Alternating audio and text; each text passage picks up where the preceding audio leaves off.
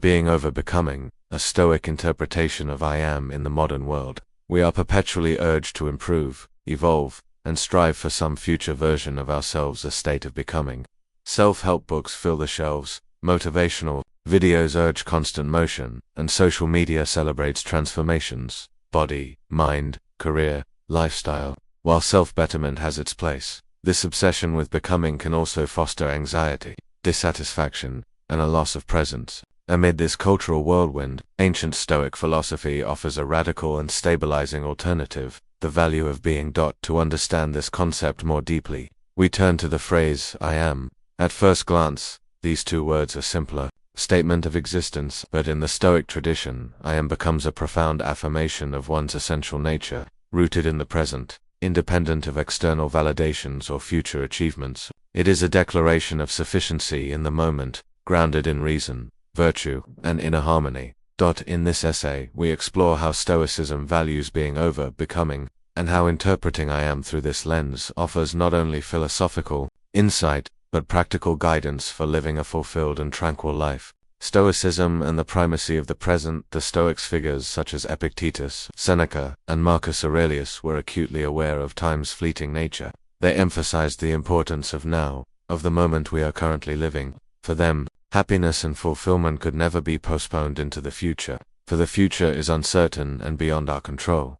Seneca writes in his letter on the shortness of life, "It is not that we have a short time to live, but that we waste a lot of it. Life is long if you know how to use it." To the Stoic, the only time we truly possess is the present. The future is a projection, the past, a memory. When we center our identity around becoming, striving endlessly for some future self, we risk overlooking the power and value of who we already are. Becoming is rooted in anticipation. Being is grounded in presence. I am is not a promise of what we will be, but a statement of what we are, here and now. And for the Stoic, this present self is not incomplete. It is whole, so long as it is guided by reason, virtue, and acceptance. The essence of I am, a Stoic ontology. The words I am are not just grammatical, they are ontological. They speak to the nature of existence itself. In Stoicism, each individual possesses a rational nature, a fragment of the divine logos, reason that orders the cosmos. Marcus Aurelius reflects in his meditations, "You have power over your mind, not outside events. Realize this, and you will find strength." This internal power, this self-possession, is what defines our essence.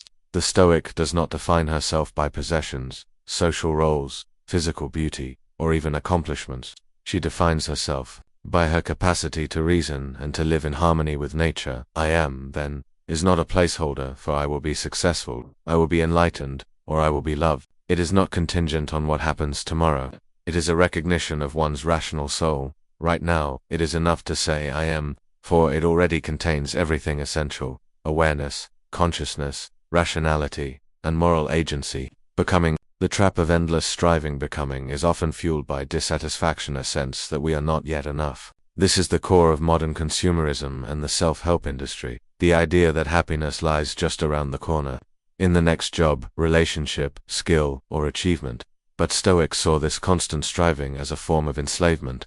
It chains us to externals and the future. Epictetus warned, "Freedom is the only worthy goal in life. It is won by disregarding things that lie beyond our control." Becoming often places our value in what is beyond our control. We become obsessed with outcomes, promotions, accolades, transformations. But these things, to the Stoic, are indifferents. They may be preferred, but they do not define our worth or determine our happiness. The desire to become something else implicitly says, "I am not enough as I am." The Stoic response is, "You are enough, provided you live according to reason and virtue." Being as virtue in action. For the Stoics, to be is not to passively exist, but to live in accordance with virtue, that is, wisdom, courage, justice, and temperance.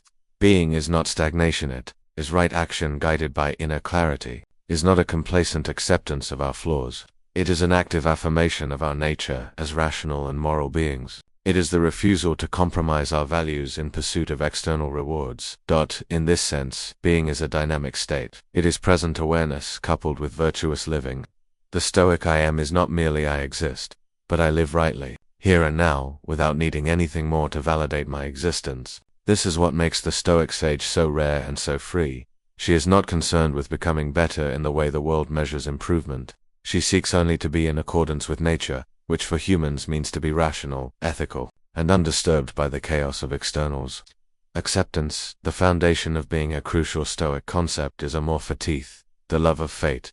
To truly be, one must accept what is. This includes not only the present moment but one's circumstances, limitations, and path. Acceptance is not passivity. It is the recognition that we do not control the universe, but we do control our response to it. Epictetus taught, do not seek for things to happen the way you want them to. Rather, wish that what happens happen the way it happens. Then you will be happy. This deep acceptance fosters peace. When we embrace what is, we no longer need to become something else. We are no longer driven by resistance or denial. We live in harmony with what life presents. I am becomes a statement of radical acceptance of oneself, the present, and the world. It is a kind of inner stillness, untouched by striving, anxiety, or regret. Stillness and identity. One of the core illusions in the modern world is that our identity is something to be constructed, rather than discovered. Social media encourages us to curate and perform ourselves. Careers demand we market a personal brand. Life becomes a project of endless self-creation. The Stoic rejects this. Identity, for the Stoic, is not a project, it is a given. It is something we are, not something we manufacture. And we come to know this identity not by chasing novelty, but by practicing stillness. Stillness allows us to hear the voice of our inner reason. In stillness, we do not chase roles or personas. We simply are. Marcus Aurelius, the most powerful man in the world in his time, frequently reminded himself in his meditations to return to this stillness. People try to get away from it all, to the country, to the beach, to the mountains. You always wish that you could too, which is idiotic. You can get away from it anytime you like, by going within. I am is the voice of stillness. It does not shout or crave. It is simple, sufficient, and eternal. Detachment and freedom. Stoic interpretation of I am is also a gateway to freedom. When we no longer define ourselves by externals, we are no longer subject to their power. When we cease trying to become something else, we free ourselves from anxiety. Detachment in Stoicism is not coldness or apathy. It is the liberation from false dependencies. If I need nothing to be complete, I am free. If I say I am without qualification, I am invulnerable. The Stoic does not seek praise, reputation, wealth, or control. She seeks only to maintain her character. She does not fear loss, because she does not base her being on what can be taken away. In this way, I am becomes a fortress.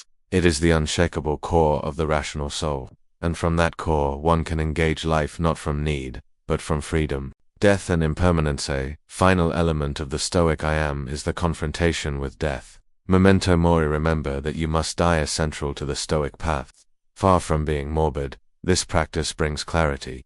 If death is always near, the need to become fades. What matters is how we are, moment by moment. The Stoic cultivates presence because time is precious and brief. Seneca writes, while we wait for life, life passes. To say I am is to resist delay. It is to affirm that this moment is enough, that life is not something to